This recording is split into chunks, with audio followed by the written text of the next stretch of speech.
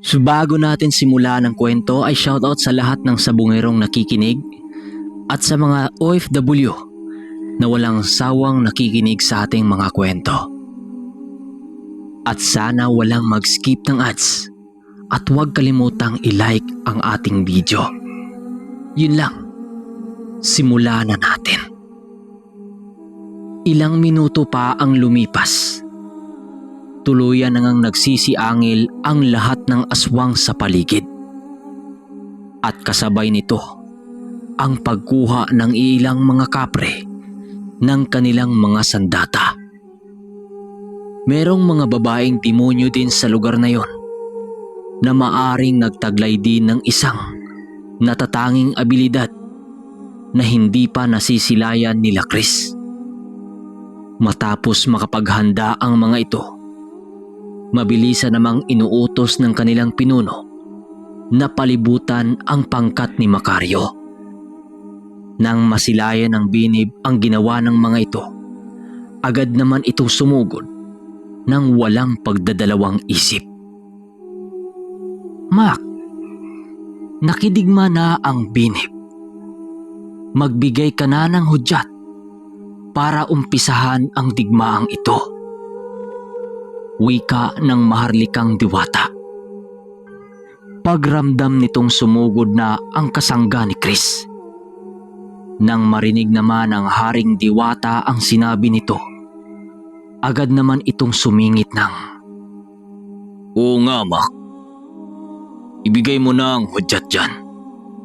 Digmaan naman ang sinusuong mo, di ba?"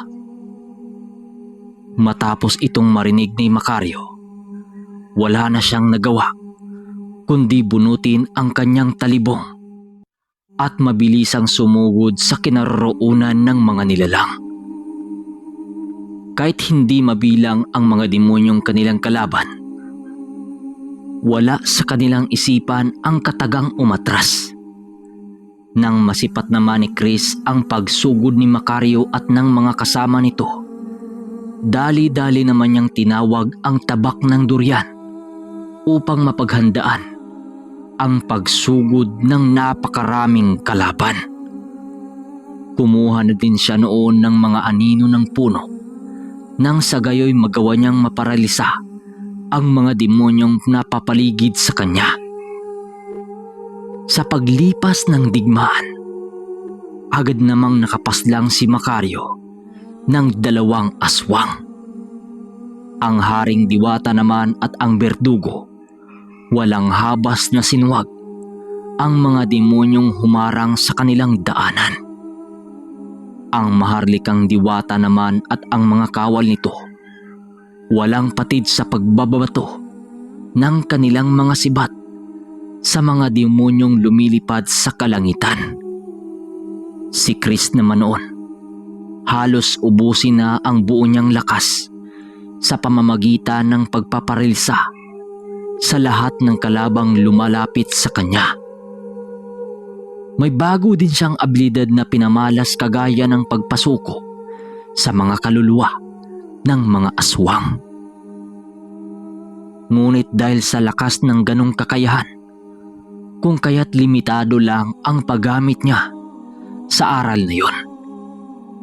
Ilang minuto pa ang makalipas, dahan-dahan ang nakaramdam ng pagod itong si Chris. Pagsilay niyang sumunggab sa kanya ang engkantong itim sa kanyang kinatatayuan, mabilisan niya itong sinalubong at walang pagdadalawang isip na hawakan na hinawakan ng kaliwang kamay niya ng ulo nito.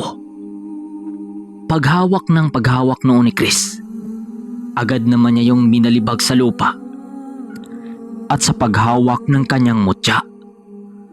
Matapos niyang gawin ang mga bagay na yon, tila ba mas lalo pa niyang nakuha ang atensyon ng ilang demonyo na hindi kalayuan sa kanyang kinataytayuan. Magaman ng hihina na noon si Chris, patuloy niya pa ring tinatagan ang kanyang sarili dahil alam niyang walang ibang makakatulong sa kanya kundi ay ang mismong abilidad niya. Ilang minuto pa ang lumipas. bigla naman niyang nasilayan ang isang babae na merong napakahabang buhok na dahan-dahang lumapit sa kanyang kinaroroonan at nasa likod nito ang 4 na aswang na para bang naghanap lamang ng pagkakataon para sumunggab. Hanggang sa hindi na nga napigilan ni Chris ang kanyang sarili. Sa pagsugod niya sa mga kalabang aswang, panay naman ang kanyang pagpapalipad hangin upang magkaroon siya ng proteksyon laban sa mga nilalang na hindi niya naramdaman. Pagtalikod naman ni Chris, agad naman siyang tumalon sa bayhampas sa gamit niyang tabak. Subalit bago pa man ito makalapit sa nilalang, laking gulat na lamang niya sa biglang pagtigil niya sa ere. Mukhang hindi mo yata alam ang ginagawa mo, antingero. Wika ng babaeng Diablo. Kasabay ng pagwika nito ay siya namang pagtitig ni Chris sa napakakapal na buhok nito na pumalupot sa buo niyang katawan. Habang siya'y humihinga, ramdam na ramdam niya ang paghigpit sa bawat hibla ng buhok nito na nakakapit sa kanya. Halos hindi rin niya ito maialis sa katawan niya kahit anong gawin niyang pagpupumiglas. Maya-maya pa, bigla namang tumigil sa paggalaw si Chris dahil sa mga tinig na kanyang naririnig. Pinunong Chris, sabihin niyo na at wakasan ko na ang buhay ng mga demonyong ito. Wika ni Binib habang nakaantabay sa kanyang kinaroroonan. Nang marinig naman ito ni Chris, napangiti lang naman siya habang sumasagot ng, "Wala akong karapatang magpatawag sa iyo ng pinuno. Kung ako mismo, isang mahinang nilalang. Magtiwala ka, Binib. Hindi pa ito ang mga diablong papatay sa akin." Kasabay ng pagwika ni Chris, ay siya namang pag-apoy ng buhok ng diablo na patuloy na pumupulupot sa kanyang katawan. Matapos ang mga pangyayaring yon, tuluyan na nga siyang nakawala sa pagkagapos ng mga nilalang. Kasabay nito ang kanyang pagsugod upang hatawin ang mga nilalang na kanyang mga kalaban. Kasabay ng pagsugod niya sa mga ito ay ang pagsibagsakan ng mga katawan ng mga ito na wala ng buhay.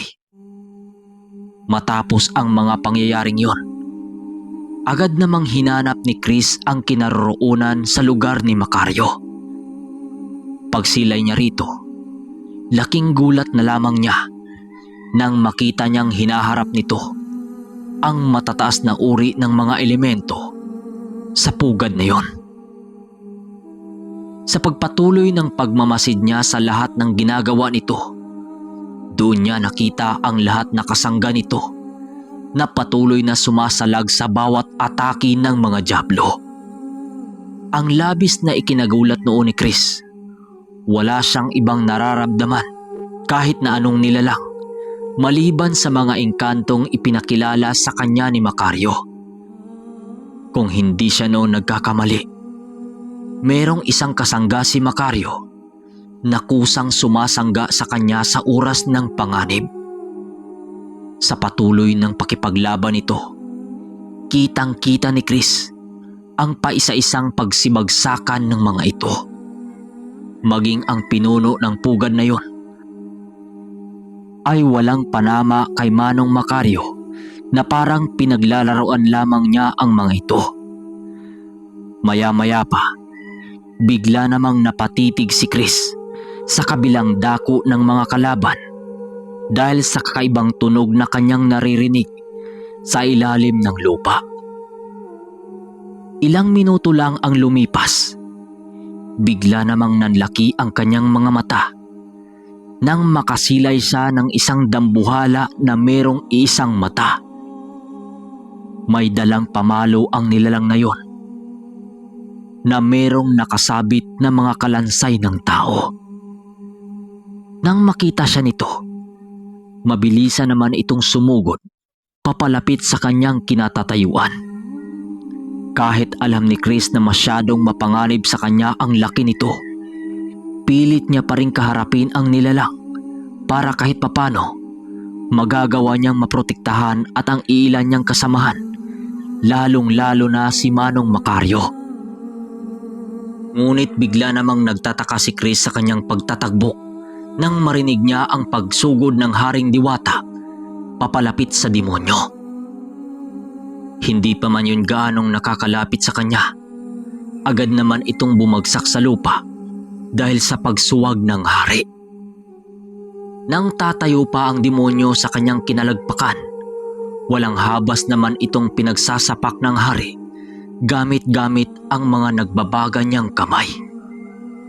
Wala nang nagawa noon ang demonyo kundi harapin ang kanyang pagkatalo. Minuto lang din naman ang lumipas nang tuluyan ang kumalas sa kanyang katawan ang kanyang kaluluwa. Nagulat si Chris dahil agad na agnas ang katawan ng demonyo matapos patayin ng hari. Nang mapagtanto ng Haring Diwata na nakaupo na siya sa abo, agad naman itong tumayo at lumapit kay Chris. Ginoong Chris, kapag ang demonyo ay mas malaki ng di hamak sa iyo, huwag mo itong kaharapin. Tandaan mo, narito kami at handang umantabay sa inyo sa mga nangangailangan. Huwag kang magpapakabayani dahil hindi mo yun mapapakinabangan kapag ikaw ay namatay. Wika ng hari paglapit nito kay Chris.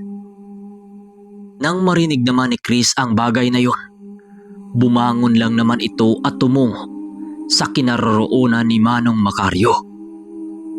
Ilang minuto pa ang lumipas. Tuluyan nang nagwakas ang digmaan dahil sa pagkapaslang ng kanilang pangkat sa pinuno ng mga demonyo. Nang masipat nilang nagsisipulasa na ang mga aswang sa paligid, hindi na nila ito pinag-aksyahan ng oras para habulin. Ang ginawa naman noon nila Manong Macario ay ang suyudin ang mga pugad ng mga ito upang makuha ang mahalagang bagay na itinatago ng mga demonyo. Maaari kasing naroon ang mga kasagutan sa kanilang mga katanungan ukol sa kasulukuyan ng salamangkero. Sa paglapit nila sa lugar na pinaghaluan ng mga demonyo, doon nakita nila ang isang patay na puno kung saan naroon ang lagusan na napalibutan ng mga patay na insekto. Kulay itim din ang liwanag na nanggagaling sa loob nito na patungo sa mundo ng mga engkanto. Matapos itong masipat ni Macario, inutusan naman niya ang berdugo na pasukin ang lugar na yon. Panatag naman siyang walang mangyayari sa kanyang kasangga dahil kaya nitong makibagay sa mga presensyang pumapalibot sa lugar na kanyang kinaroroonan. Sa pagpasok ng berdugo sa looban ng lagusan, tuluyan naman naglaho ang pisikal nitong katawan.